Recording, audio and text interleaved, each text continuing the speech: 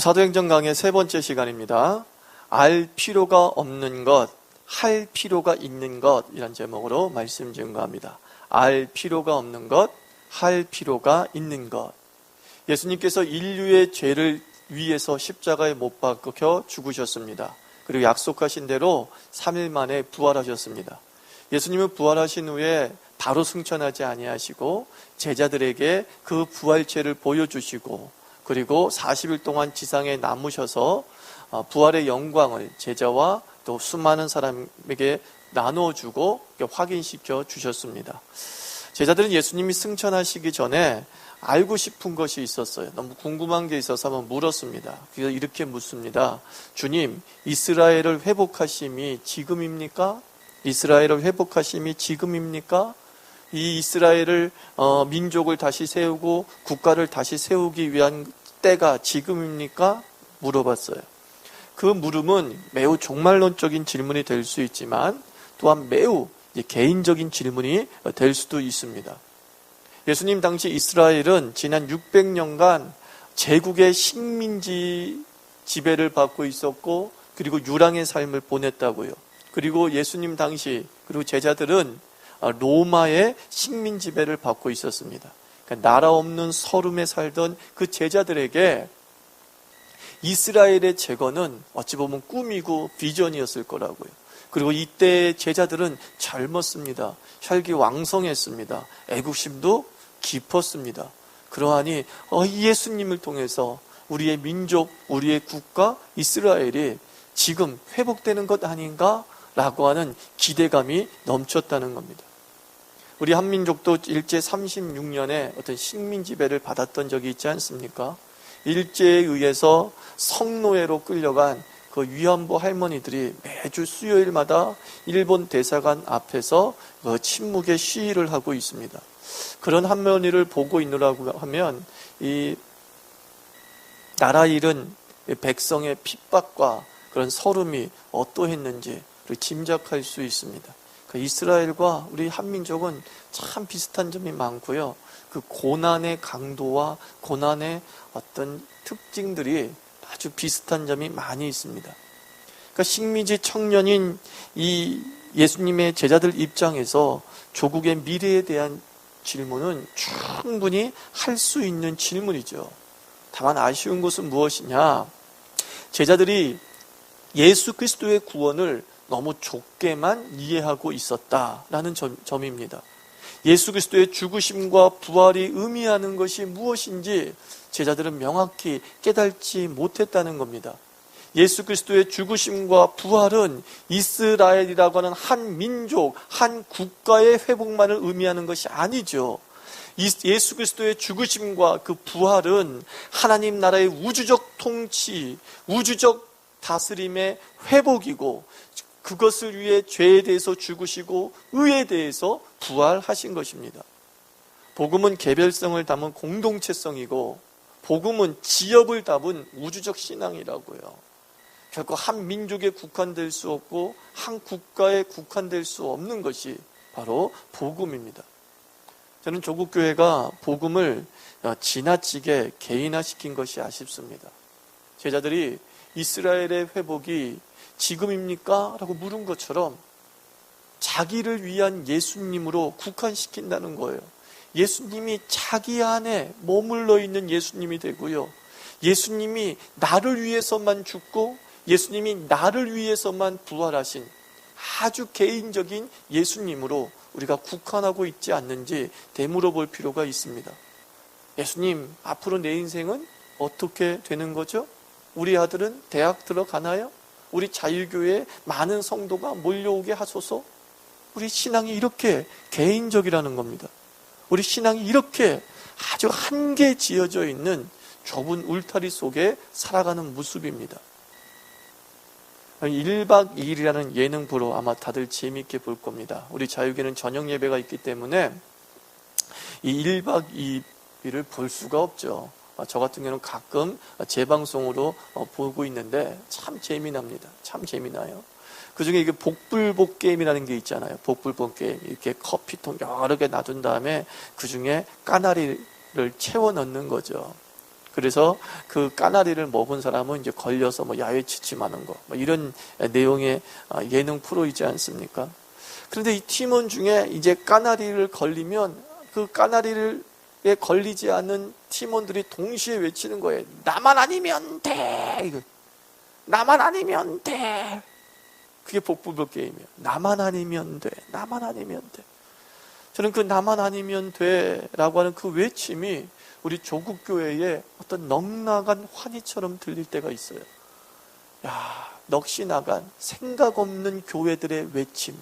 나만 아니면 돼. 조국교회가 10년 넘게 마이너스 성장입니다. 통계청 조사에 의하면 600만 명 정도라고 합니다. 그러니까 10년 넘게 몇십만 명이 줄어든 게 아니라요, 몇백만 명이 줄었습니다. 기독교가 교세가 줄어든 이유에 대해서 분석이 넘칩니다. 교회가 사회적 약자에 대해서 무관심하다, 교회의 재정이 불투명하다, 목회자들이 교회를 세습했기 때문이다, 여러 분석들이 분분하고 있습니다. 그런데 더 큰 문제는 뭐냐면요, 해당 교회들이 아무런 의식을 갖지 않고 살아간다는 거예요. 해당 교회들이. 재원이 넘치는 이 보란듯한 교회는요, 사회 비판에 신경 쓰지 않습니다. 수천억 원을 들여서 예배당을 짓습니다. 사회가 천박하다며 비판합니다. 그 교회를 향해서. 그러나 그 비판에 아랑곳하지 않습니다. 지금 우리 교회가 비좁아서 예배당 짓는데, 우리 교회가 비좁아서 교육관을 확보하는데 너희들이 무슨 상관이냐? 라고 밀어붙여버리는 거예요. 창립자 목사님이 은퇴하면서 목사가 된 자기 아들에게 교회를 물려주는 모습을 보면서 세상이 비웃고 있지 않습니까? 김일성, 김정일, 김정은 욕할 것 없다라는 거예요. 북한 집단 같은 그 모습이 교회라고 느끼는 겁니다. 그리고 환멸을 느끼면서 교회를 떠나버리는 것이죠. 그런데 보란듯한 교회는 외칩니다. 우리는 마이너스 성장 아니거든. 세습을 하든 수천억을 들여 예배당을 짓든 우리는 교인 줄지 않았거든. 마이너스 성장, 나만 아니면 돼! 이거예요. 나만 아니면 돼. 개교회의 걸음이 조국교회에 미치는 영향을 전혀 생각하지 않는 것입니다. 복음의 우주성, 복음의 공동체성을 전혀 생각하지 아니하고 제자들처럼 우리 이스라엘이 지금 회복되어지는 겁니까? 라고 물어보는 개인적인 질문에 우리 신앙이 국한되어져 있다는 거죠. 사실 제자들은 이렇게 물어야 되지 않았습니까? 주님, 온 세계를 구원할 때가 언제입니까? 저는 이렇게 물었어야 된다고 생각합니다. 예수님의 하나님 되심에 걸맞게 우리는 광대한 질문을 던져야 했습니다. 2013년 오늘 우리의 질문을 되물어 봐야 된다는 거예요. 나를 위한 질문이 많은지, 우리를 위한 질문이 많은지, 내 교회에 대한 걱정이 많은지, 조국 교회에 대한 안타까움이 많은지, 그 2000년 전에 제자들의 질문을 통해 우리의 질문을 비판받고 반성해야 되는 것입니다. 우주적인 예수님, 그 예수님에 걸맞는 질문을 던져야죠. 주님, 온 세계를 언제 구원하실 것입니까?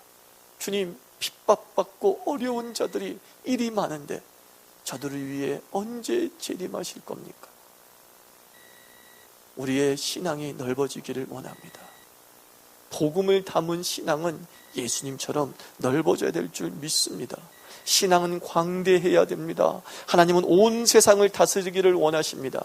하나님은 한 개인, 한 민족을 위해 예수 복음을 주신 것이 아니라 성삼위 하나님은 공동체와 성삼위 하나님은 열방을 위해 예수 복음을 주신 줄 믿습니다. 부활하신 예수님은 이 제자들의 편협한 궁금증에 그 답을 주세요. 그죠? 사도행전 1장 7절 보니까 이르시되 때와 시기는 아버지께서 자기의 권한에 두셨으니 너희가 알 바가 아니요 그랬어요. 너희가 알 바가 아니라 그랬어요. 중요해요. 밑줄 쫙 그셔야 돼요. 너희가 알 바가 아니요. 신앙이란 말이죠, 암과 모름의 칼라 같은 균형일 수 있는 겁니다. 다 안다고 신앙이 깊어지는 것도 아니고요. 모른다고 우리가 구원 밖으로 내쳐지는 것도 아니라고요. 제가 경찰 친구에게 들은 얘기입니다. 이 남편이 아내의 외도가 의심스러웠던 모양이에요. 그래서 심부름센터 직원에게 이 아내를 미행시켰죠. 근데 아니나 다를까 아내가 외도를 한 게 분명했던 것이죠. 그래서 이제 집안이 난리가 난 거죠. 그런데 이 남편 입장에서는 이혼할 마음은 없었던 거예요. 자식들이 있고 또 자기의 사회적 지위도 있고 그러기 때문에 이혼할 마음은 없는 거예요. 그래서 그냥 그 허물을 덮어주기로 했던 것이죠. 근데 문제는 뭐냐면요, 순간순간마다 아내가 외도한 게 떠오르는 거예요. 그 외간 남자와 있는 그 아내가 자꾸 상상이 돼서 미치겠는 거예요. 견딜 수가 없는 거예요. 근데 더 문제는 뭐냐면 아내가 어느 날 그 남편에게 이렇게 얘기하더라는 거예요. 나도 모르면, 당신이 모르면 그냥 이렇게 하면서 계속 살았겠는데 당신이 안 이상 나도 더 이상 힘들어서 못 살겠다라는 거예요. 그래서 결국은 그 부부가 이제 이혼하게 되었다는 것이죠. 그 얘기를 들으면서 아내에 대해서 다 알아야지만이 행복한 부부가 되는 것은 아니구나. 모르는 부분이 도리어 우리의 이 부부 생활을 유지시켜 주기도 하고, 그리고 몰랐기 때문에 그냥 넘어가면서 그 실수들이 가족을 해하지 못하도록 막아주는 방패가 될 수 있겠구나. 그런 생각 좀 해봤어요. 몰라도 되는데 굳이 알려고 애를 쓰다가 낭패를 보는 경우가 우리 삶에 얼마나 많이 있습니까? 옛날 다미 선교회 기억나시죠? 1991년 10월 28일인가요? 그때 예수님 재림한다고 난리가 아니었습니다. 공중파 방송에서도 취재가 나오고 또 많은 그리스도인들이 미혹되어서 집 팔고 땅 팔고 가족 버리고 그 교회당에 들어가서 재림만 기다렸다고요. 결국 수치스러운 해프닝으로 끝나고 말았죠. 근데 그들이 교회뿐만 아니라 이렇게 사회적 무리를 일으킨 이유가 뭐죠? 하나님이 알 필요가 없다고 한 것을 알려고 발버둥 쳤기 때문이죠. 그날과 그 시는 너희들 알 바가 아니다. 선을 그어 놓으셨는데 그들은 그 하나님의 영역을 알겠다고 발버둥을 친 거예요. 그리고 그 하나님의 영역을 자기네가 알고 있다고 너무나 자랑스러워 했던 거죠. 저는 타락에 대해서 묵상을 해봤어요. 타락이 뭐죠? 타락이라는 것은 하나님처럼 되는 게 타락이더라고요. 마귀가 아담과 하와를 꼬실 때에 저 선악을 알게 하는 나무의 열매를 먹으라 그랬어요. 근데 그 선악을 알게 하는 나무의 열매를 먹으면 어떻게 된다 그랬어요? 하나님처럼 되리라. 너희들도 하나님처럼 되리라. 능력도 하나님처럼 되리라. 아는 것도 하나님처럼 되리라. 그게 타락이에요. 어찌 우리가 하나님처럼 되겠습니까?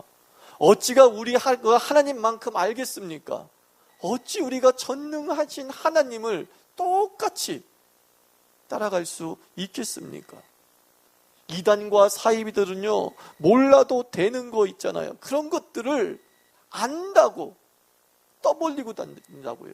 하나님만 알아야 하는 것을 자기네가 안다고 설레발치는 거예요. 신비, 직통계시, 환시, 운운하면서 하나님의 신비와 섭리를 우리가 다 안다고 설레발쳐요. 그게 이단들이에요, 여러분. 그게 사이비들의 특징이에요. 모르는 게 없어요. 모르는 게 없어요. 대학자들의 그 삶을 한번 추적해 보세요. 그들은 얼마나 알려고 노력한 사람입니까? 알에 대한 갈구가 얼마나 많은 사람이에요. 그리고 보통 사람들보다 참 많이 알고 있는 사람이죠. 그런데 그들이 공부하다 거의 마지막 부분에 뭐라고 얘기하는 줄 아세요? 모르겠다, 이렇게 얘기해요. 모르겠다. 그렇게 많이 알고 있으면서도요, 그분들은 얘기합니다. 모르겠다. 사실은 제대로 안 것이죠. 알면 알수록 모르는 것, 그게 바로 진짜 지식이에요. 우리가 하나님을 알면 알수록 하나님을 몰라요. 사실은요. 너무 신묘막측해가지고 하나님을 제대로 깨닫는다는 것은 사실 불가능한 것이죠.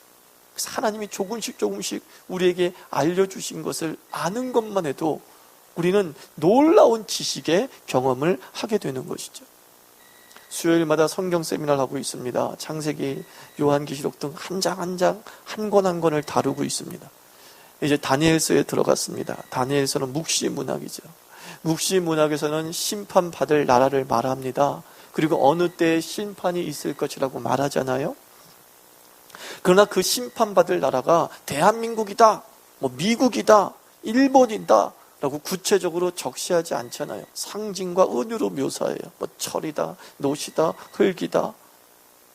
대한민국이다 라고 말하면 될 걸 이렇게 애매모호한 은유와 상징으로 말하고 있는 거예요.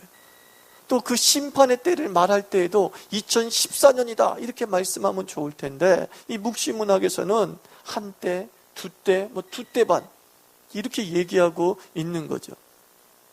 하나님께서 이 다니엘서와 같은 그 묵시를 통해서 말하고자 하는 게 뭔지 아십니까? 하나님의 승리라고요. 하나님 나라가 임하고 하나님의 통치하심이 마침내 드러날 것이고 의인은 그 하나님 나라를 받을 것이다. 이게 핵심이에요. 다니엘서를 읽으면서, 묵시 성경들을 읽으면서 우리가 알아야 될 사실은 무엇이냐? 하나님이 이 땅을 다스린다입니다. 세상은 심판받을 것입니다.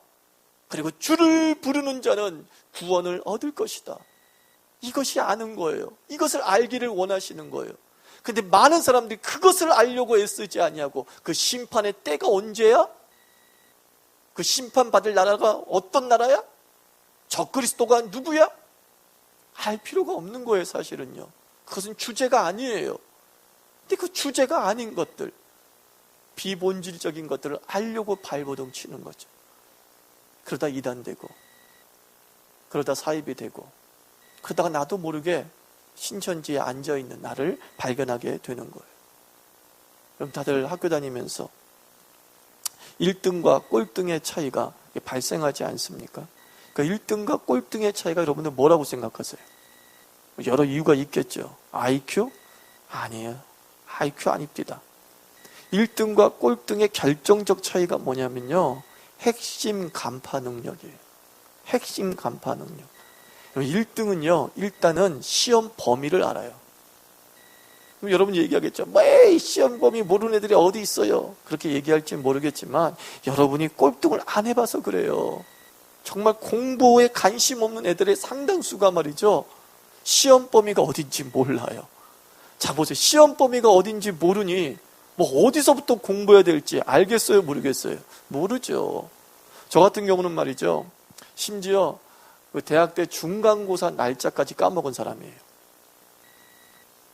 이제 교생 실습 나갑니다. 근데 교생 실습이 중간고사에 걸려 있어요. 그러면 그 중간고사 때 잠시 짬을 내서 시험을 치든지, 아니면 그 전에 교수님을 찾아가서 내가 교생 실습을 하고 있으니 레포트로 대체하게 해주세요 라고 부탁을 해야 된다고요. 근데 저는 까마득하게 잊고 있었던 거예요. 교생 실습 나왔다? 아, 좋다? 이걸로 끝나는 거죠. 그러다가 제가 전공 필수 펑크 나가지고 제가 졸업을 못 해봤던 그런 적이 있어요. 제가 어떤 사람이에요? 공부에 별로 관심이 없어요. 그러다 보니까 알아야 될 것들을 모르고 지나쳐버리는 것이죠. 우리 교인들 중에서 오지랖도 넓은 신앙인 많잖아요. 교인의 대소사 다 알아요. 숟가락이 몇 개인지 다 알아요. 낯빛만 보고도 막 그 속사정을 다 아는 듯 막 국정원 요원 같은 사람들 얼마나 많습니까? 근데 그분들이 성경 공부할 때 갑자기 이렇게 얘기해요. 이삭이 아브라함을 낳고 깜짝 놀라는 거죠. 안 웃겨요? 아브라함이 이삭을 낳았잖아요. 안 웃는 여러분들도 똑같은 사람이에요.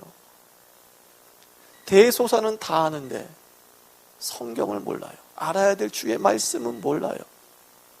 오바댜 찾으라고 하니까 이 바다가 무슨 바다냐는 거예요. 그 바다 어디 있냐는 거예요. 미치고 환장하는 거죠. 오지랖 넓은 곳 좋습니다. 허나 상당수가 알 필요 없는 것들에 얼마나 우리가 귀한 시간과 귀한 지력과 귀한 묵상을 낭비하고 있는지요. 목사님들을 많이 만나고 있습니다. 특이한 분들 많아요. 교회 야사를 막 꿰뚫고 있는 거예요. 꿰뚫고 있는 거. 그 교회, 그 목사, 헛토토라 얘기 들어보면 와, 재밌어요. 뒷담화가 참 재밌어요. 그런데 독서트론 들어가면 입을 딱 다물어 버려요. 어떤 책을 얘기하면은 어머 그런 책도 있었어요? 라고 얘기하는 거예요. 그 모습 별로 바람직하지 않더라고요. 목사가 알아야 될 것은 성경 많이 알고, 그리고 성도의 삶을 많이 알고, 그리고 그 설교를 어떻게 잘 버무리기 위해서 책을 많이 알고 그래야 되지 않습니까? 그런데 우리는 핵심은 빼먹고 비본질적인 것을 알려고 노력하다 보니까 결국은 아무것도 아닌 인생이 돼버리고 마는 거죠. 그렇다고 한다면 우리가 무엇을 얼만큼 알아야 할까요? 유대 랍비 그 분함의 말에서 우리가 알매 윤곽을 대충 찾을 수 있듯 합니다. 이 분함이 자기 제자에게 이렇게 얘기했다는 거예요. 너희들은 누구든지 두 가방을 이렇게 가지고 다녀야 된다는 거예요. 그래서 상황에 따라서 이 두 가방 중에서 둘 중에 하나를 잡을 수 있도록 해야 된다. 오른쪽 가방에는 이런 말이 들어있다는 거예요. 나 때문에 세상이 창조되었다. 또 왼쪽 가방에는 이런 말이 들어있다는 겁니다. 나는 흙이며 죄이다. 참 뭔지 알겠어요? 우리는 뭘 알아야 됩니까? 하나님에게 내가 얼마나 대단한 존재인가를 알아야 됩니다. 하나님이 나를 위해 이 세상을 창조하셨다. 하나님이 6일 동안 온갖 생물들을 만드셨는데 나를 위해서 창조하셨다. 내가 얼마나 하나님에게 대단한 존재인가를 알게 될 때 우린 힘이 나죠. 의지가 솟구칩니다. 도전 의욕이 생깁니다. 감사 찬송을 부르게 됩니다. 하나님이 나를 사랑하시는데, 내가 하나님의 자녀인데 내가 한번 해보자. 내가 하나님의 자녀인데 주님의 재원들을 공급해 주실 거야 라고 하는 긍정의 마인드를 갖게 되죠. 그러나 또한 무엇을 알아야 됩니까? 내가 얼마나 하찮은 존재인지 알아야 된다는 겁니다. 내가 흙으로 만들어진 존재, 내가 먼지로 만들어진 존재임을 알아야 되는 거예요. 내 허무와 내 허상을 알게 될 때에 우리는 겸손해지는 것이죠. 그리고 하나님밖에 없음을 의지하게 되는 거예요. 주 없이는 내가 살 수 없습니다. 주 없이는 내가 한 발짝도 건너갈 수 없습니다. 그리고 서로 협력하게 되는 거죠. 나 혼자 잘난 것이 아니라 우리 다 못나고 연약한 존재이니까 예수 안에서 협력하고 형제 자매의 나눔들이 가능해지게 되는 겁니다. 이것을 아십시오. 우리는 하나님의 형상을 담은 대리자입니다. 그러나 또한 이것을 아십시오. 우리는 허무와 허상으로 만들어진 존재임을 알아야 된다는 겁니다. 그러할 때에 우리는 창조자의 의도대로 사는 존재가 될 수 있을 줄 믿습니다. 하나님이 알려주신 만큼만 알아도 우리의 신앙은 하늘을 닿을 수 있습니다. 하나님이 알려주신 만큼만 알고 있어도 우리는 충분히 그 지식으로 세계를 설명할 수 있습니다. 이제 그 예수님께서 뭐라고 말씀하십니까? 8절 말씀 보니까 땅끝까지 이르러 내 증인이 되라 라고 말씀합니다. 무슨 뜻인지 아세요? 야, 너희들 복음 알지? 너희들 예수 알지? 이미 아는 것 전하며 살아. 그런 뜻이라고요. 이미 아는 것 전하며 살아. 전하며 살아. 성령 충만의 제1의 목적이 무엇이냐? 바로 복음 증거자 세우는 것입니다. 성령 충만함은 복음 증거와 연결되는 거죠. 성령 충만은 우리로 하여금 복음을 살게 하고 예수를 따르게 하고 예수를 닮게 하고 예수를 전하게 하고 그리고 예수를 퍼뜨리게 하는 줄 믿습니다. 여러분, 분명한 계시가 뭡니까? 예수 증인으로 살라. 분명한 지식이 무엇입니까? 예수 증인으로 살라. 이거예요. 주님이 이렇게 말씀하십니다. 알 필요가 없는 것에 신경 쓰지 말고 너에게는 할 필요가 있는 것이 있는데 그것은 뭐냐? 예수 증인으로 살아라는 거예요. 복음의 증인으로 살라. 이것이 우리에게 주어진 시대적 사명입니다. 구원의 목적이라는 것입니다. 여기서 증인이라는 단어가 참 무거운 단어예요, 여러분들. 이 증인이 헬라어로 마르투리온이래요. 마르투리온. 근데 이게 바로 영어의 마터, 순교자의 어원을 담고 있는 거예요. 증인된 삶을 살면 곧 순교자의 삶이 되는 거예요. 그러니까 순교의 각오로 이 시대의 복음의 사명들을 감당하라, 그런 뜻 아니겠습니까? 증인으로 사는 것, 정말 순교라는 이 단어만 들으면 참 복음으로 사는 것은 녹록지가 않아요. 부담 100배예요. 야, 진짜 구원시켜놓고 우리를 갖다 완전히 힘들게 하는구나. 전 이렇게 여러분들이 생각할 수 있을 거라고 봐요. 정말 그래요. 아니, 구원시켜놓고선 왜 순교하래? 그죠? 우리를 살려놓고선 왜 이렇게 힘들게 살게 하는 거예요? 십자가를 대신 지셔서 우리가 그럼 십자가를 지지 않게 하시겠다고 하신 분이 왜 우리가 이 엄청난 부담과 어려움 가운데 살게 하는 거야? 이렇게 우리가 항의할 수도 있어요. 제가 그렇게 항의했던 사람이지. 근데 우리가 문장 순서를 한번 제대로 봅시다. 너희는 땅끝까지 이르러 내 증인 되라 라고 하는 그 말씀을 주시기 전에 어떤 말씀을 먼저 주셨습니까? 너희에게 성령이 임하면 권능을 받고. 그렇죠? 너희에게 성령이 임하면 권능을 받고 그랬어요. 주님께서는 우리의 힘으로 증인된 삶을 살게 하시지 않습니다. 주님은 우리의 이 연약함으로 증인된 삶을 살게 하시지 않는다는 거예요. 성령 하나님으로 복음을 살게 하시는 겁니다. 그래야 넉넉히 증인되고 넉넉히 순교의 길을 걷게 하는 것이죠. 증인된 삶은 어렵습니다. 내 힘으로 하려면, 내 능력으로 하려면, 내 수준으로 하려면 정말 부담 100배입니다. 그러나 주님은 말씀합니다. 너에게 성령이 임하면, 너에게 성령 하나님이 임하면 권능을 받아 넉넉히 증인된 삶을 살 수 있다라고 말씀해 주고 있습니다. 저는 우리 자유교회가 성령 충만한 교회 되기를 원합니다. 성령님의 감동 있는 교회 되기를 원합니다. 무엇보다 성령의 주도권의 행사되어지는 교회가 되어서 그 성령 하나님의 복음 세우기, 그 성령 하나님의 복음 전파, 그 성령 하나님의 복음 확장에 동참하는 강력한 교회 되기를 주의 이름으로 축원합니다. 증인, 우리는 증인 그러면 말로 하는 것이라고 좁게 생각할 여지가 있어요. 그죠? 말로 하는 거 아니에요? 복음 전파 말로 하는 거 아니에요? 말로 하는 건 맞겠죠. 제가 이번 주에 읽은 책에 아시스의 성자라 불리우는 프란체스코의 말이 인용된 것을 읽었어요. 프란체스코가 이런 말을 했어요. 항상 복음을 전하라. 꼭 필요하다면 말도 사용하라 그랬어요. 항상 복음을 전하라. 근데 꼭 필요하다면 말도 사용하라. 복음을 전하라. 말 아니에요? 말로 하라는 뜻 아니에요? 그런데 아니라는 거예요. 혹시라도 말로 필요할 일이 생기면 그때 말로 복음을 전하라. 무슨 뜻이겠어요? 복음은 삶으로 증명하는 것입니다.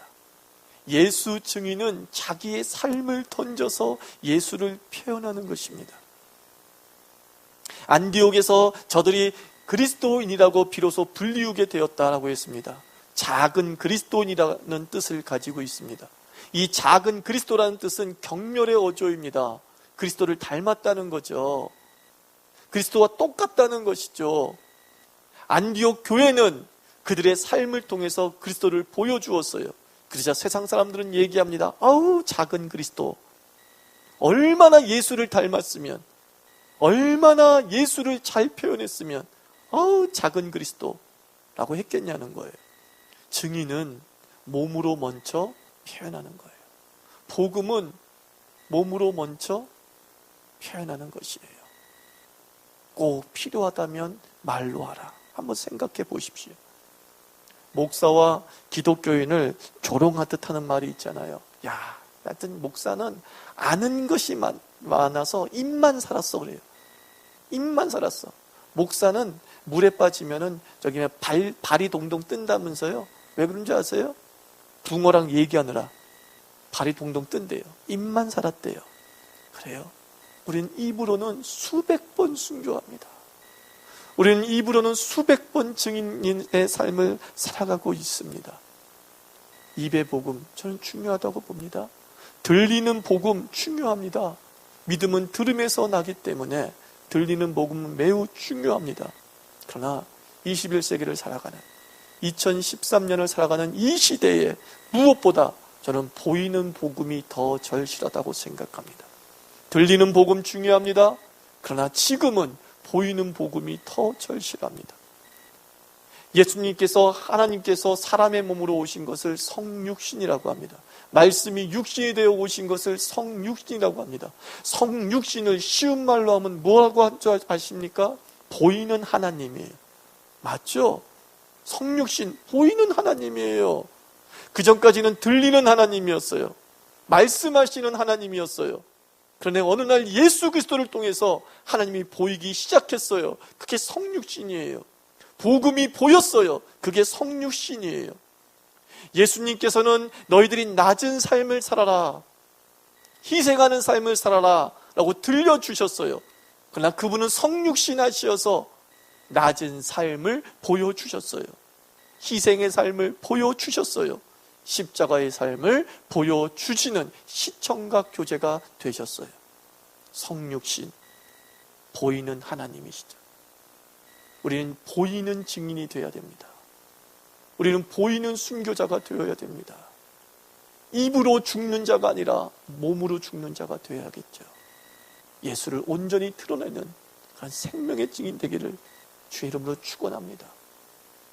들리는 복음은요, 다 때가 있더라고요. 베드로전서 3장 15절 말씀 보면 너희 마음에 그리스도를 주로 삼아 거룩하게 하고 너희 속에 있는 소망에 관한 이유를 묻는 자에게는 대답할 것을 항상 준비하되.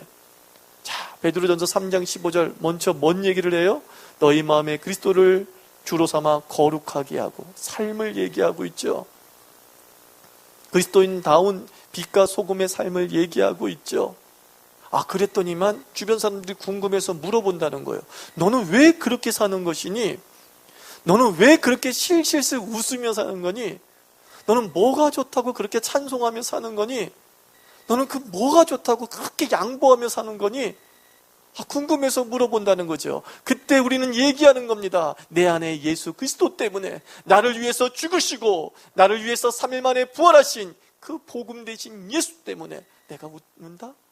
내가 희생한다? 내가 섬긴다? 내가 낮아진다? 라고 말할 때에 복음이 빡세게 세상에 각인되어지는 것이죠. 보이는 복음과 이 들리는 복음의 적절한 조화가 필요한데, 성경은 순서로 얘기할 때 성육신을 먼저 하라라는 것이죠. 너희가 복음을 보여주라라는 겁니다. 이 자유교회가 이곳에 들어와서 예배드리는 모든 자들마다 예수가 보이는 교회 되기를 기도합니다. 이곳에 오시는 주님의 사람들 한 사람 한 사람들이 서로의 얼굴을 바라보고 대화를 나눌 때마다 나를 위해서 죽으시고 나를 위해서 고난의 십자가를 지신 그 예수님이 보이기를 원합니다. 그리고 나를 위해서 부활하신 그 영광의 예수님이 보이기를 원합니다. 그래서 힘을 얻고 나아가 삶의 현장에서 승리하기를 주의 이름으로 축원합니다. 말씀을 맺겠습니다. 여러분, 하나님이 알려주신 만큼 합시다. 그죠? 알려주신 만큼만 사랑하고 예배하고 희생하고 나누어도요, 하나님 나라는 이 땅에 충만할 것입니다. 그리고 그 계시의 예수 복음을 삶으로 보여주고 삶으로 표현하는 보이는 전도자 되기를 주의 이름으로 축원합니다. 다 같이 우리 기도하도록 하겠습니다.